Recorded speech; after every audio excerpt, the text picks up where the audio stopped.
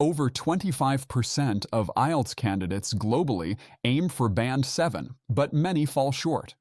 In this video, you will hear a Band 7 answer to questions asked, as well as full detailed feedback and what you should do to get a higher score. I have helped thousands of students globally achieve Band 7 and above in IELTS speaking. Let's start. Part 1. Introduction and Interview. Good morning. My name is Joseph Taylor. What is your name? My name is Daniella Martinez. Where are you from? I'm from Barcelona, Spain, though I've been living in London for the past 2 years while completing my master's degree. Do you live in a busy or a quiet area? I'd say it's moderately busy. I live in a residential area near Hampstead, which is relatively peaceful compared to central London, but during rush hour the main roads nearby get quite congested with traffic and commuters. What do you like about your area? What I appreciate most is the access to green spaces. Hampstead Heath is just a short walk away, which offers a nice escape from the urban environment. The area also has a good selection of independent cafes and bookshops, which gives it a more community-oriented feel than some other parts of London. What is your favorite number? I'd have to say 7. It's partly superstition. Many people consider it a lucky number, but I also like it because it was my jersey number when I played football as a teenager. There's a bit of sentimental value attached to it. Are you good at remembering phone numbers? Not particularly, to be honest.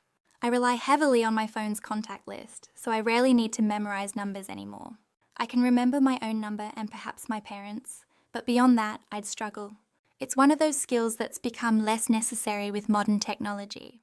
Did you like mathematics growing up? I had mixed feelings about it.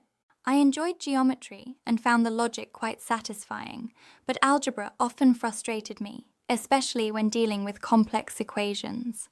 I respected the subject and understood its importance, but I wouldn't say I was passionate about it the way some of my classmates were. How often do you access the internet? Constantly, really. I'm online most of the day for research, communication, and entertainment. Between checking emails, attending online lectures, and staying in touch with friends and family back home, I'd estimate I'm connected for at least 10-12 hours daily, though not always actively using it. Have you ever had to leave your house to access the internet? Yes, occasionally. When I first moved to London, there was a brief period when my apartment didn't have Wi-Fi set up yet, so I had to go to the university library or local cafes to get online. It was quite inconvenient, especially when I needed to submit assignments or attend virtual meetings. If you didn't have access to the internet for 24 hours, what would you do? Initially, I'd probably feel a bit lost, but I think it could be quite liberating. I'd likely spend the time reading physical books, going for a long walk in Hampstead Heath, or perhaps visiting a museum. It would be a good opportunity to disconnect and focus on activities that don't require constant connectivity. I might also use the time to cook something more elaborate than usual. Part 2. Cue card. Now I am going to give you a topic.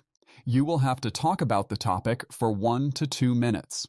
You have 1 minute to think about what you're going to say. You can make some notes to help you if you wish.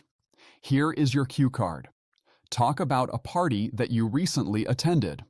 You should say what the party was for, why you attended this party, what happened at the party, and explain how you felt about the party. Your 1 minute for preparation is over. Please begin when you are ready. I'd like to talk about a farewell party I attended last month for my colleague Sarah, who was leaving our research department to take up a position at another university. The party was organised by our research group to celebrate Sarah's time with us and wish her well in her new role. She'd been part of our team for nearly 3 years, working on climate change modelling, and had become quite an integral member of our department. Several of us wanted to give her a proper send-off. I attended because Sarah and I had worked closely together on a joint publication, and we'd developed a good friendship beyond just professional collaboration. She'd been incredibly helpful when I first joined the department, showing me around and introducing me to people, so I felt it was important to be there to show my appreciation. The party took place at a Spanish tapas restaurant in Soho, which was Sarah's choice since she's particularly fond of Spanish cuisine. About 15 people from the department attended, including our supervisor and several PhD students. We had a private area in the restaurant which made it feel more intimate and allowed for easier conversation. During the evening, we shared food, exchanged stories about memorable moments from our research projects, and our supervisor gave a short speech highlighting Sarah's contributions to the team. There was a lot of laughter, particularly when people recalled some of the more chaotic moments during fieldwork trips. We'd also put together a photo album of pictures from various conferences and lab events, which Sarah seemed genuinely touched by. Toward the end of the night, we presented her with a gift, a high-quality camera, since photography is one of her hobbies. She gave an impromptu speech thanking everyone, which became quite emotional. Several people, including myself, felt a bit sad knowing we wouldn't see her regularly anymore. I felt quite bittersweet about the whole event. On one hand, I was happy for Sarah and excited about her career advancement. It was a significant opportunity for her. On the other hand, I felt genuinely sad to see her leave because she'd been such a positive presence in the department. The party itself was lovely and well organised, creating a warm atmosphere that properly reflected how much she was valued by the team. Looking back, I'm glad we organised it. It provided closure and gave everyone a chance to express their appreciation, which I think is important when someone who's made a real impact is moving on. Part 3. Discussion. Do you think hosting an international sports event is worth the trouble? Why or why not? I think it can be worthwhile, but it depends heavily on the circumstances. For cities with existing infrastructure, hosting major events can boost tourism, create temporary employment, and enhance international prestige. However, for cities that need to build extensive new facilities, the costs often outweigh the benefits. We've seen examples like the Athens Olympics where the financial burden remained long after the event ended. The key is realistic planning and ensuring that any new infrastructure serves the local population afterward, rather than becoming abandoned white elephants. How would you feel about a person from your country representing you internationally? I would feel a sense of pride, particularly if they conducted themselves with dignity and sportsmanship. There is something unifying about seeing someone from your country compete on a global stage. It creates a shared experience that transcends normal divisions. That said, I think it's important not to place excessive pressure on athletes to be perfect ambassadors.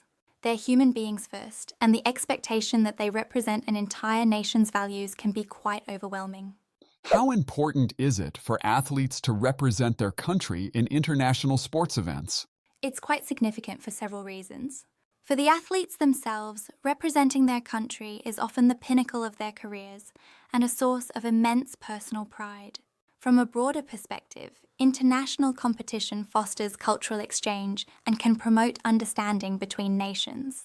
However, I also think we should recognize that some athletes compete primarily for personal achievement rather than nationalistic reasons, and that's equally valid. The importance varies depending on individual motivations and cultural contexts. What challenges do countries face when organizing international sports events? The financial burden is probably the most significant challenge. Building stadiums, accommodation, and transport infrastructure requires enormous investment, and there's always the risk of cost overruns. Security concerns have also become increasingly important, requiring substantial resources to ensure athlete and spectator safety. Additionally, there are logistical complexities around coordinating thousands of participants, managing crowds, and ensuring smooth operations across multiple venues. Countries also face the challenge of balancing local needs with international requirements, which can create tensions with residents. How do international sports events affect the local economy and infrastructure of the host country? The effects are mixed and often depend on how well the event is managed. In the short term, there's typically a boost in construction jobs, hospitality employment, and retail activity. Infrastructure improvements like upgraded transport systems can benefit residents long term. However, the economic benefits are sometimes overstated. Much of the spending goes to international corporations rather than local businesses. The infrastructure challenge is ensuring that facilities remain useful after the event rather than becoming costly to maintain without generating revenue. Barcelona's Olympic legacy is often cited as a positive example, while many other cities have struggled with underutilized facilities. How do international sports events impact tourism in the host country? There's usually a significant spike in tourism during the event itself, which benefits hotels, restaurants, and local attractions. However, the long-term tourism impact is more debatable. Some cities successfully leverage the global exposure to attract future visitors, essentially using the event as a marketing opportunity. Others find that tourism actually decreases in the years following the event because regular tourists avoid destinations they perceive as overcrowded or expensive. The key seems to be strategic marketing that continues well beyond the event and ensuring that the city's appeal extends beyond just the sporting facilities. Band 7.0 Performance Analysis. This response achieves Band 7.0 by demonstrating good fluency, flexible use of vocabulary and grammar, and the ability to develop topics coherently with analytical thinking while showing minor limitations that distinguish it from Band 7.5. The speaker maintains natural fluency throughout with minimal hesitation or self-correction. Speech flows smoothly using appropriate discourse markers like to be honest, really, particularly, and however that create conversational rhythm beyond basic linking. Part 1 responses show good topic development. Answers extend naturally with relevant elaboration and personal context. When discussing the internet, the speaker provides specific time estimates and explains usage patterns, demonstrating the willingness to speak at length characteristic of Band 7.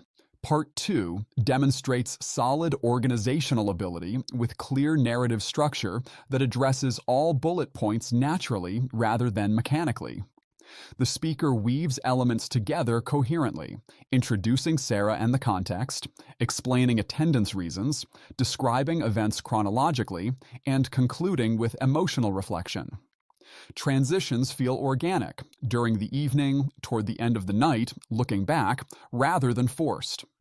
The response sustains discourse for 90 seconds, with substantive content, including specific details, Spanish tapas restaurant in Soho, 15 attendees, photo album, camera gift, that add authenticity and depth. Part 3 responses demonstrate good analytical thinking with well-developed arguments. Each answer presents multiple perspectives or dimensions. When discussing hosting international sports events, the speaker acknowledges both benefits and drawbacks, references specific examples, Athens Olympics, Barcelona, and identifies key factors determining success. Ideas are extended appropriately with explanations and examples, showing the thoughtful development expected at Band 7, though occasionally lacking the exceptional depth or originality of Band 7.5+. Subscribe to the channel. All the best in your preparation.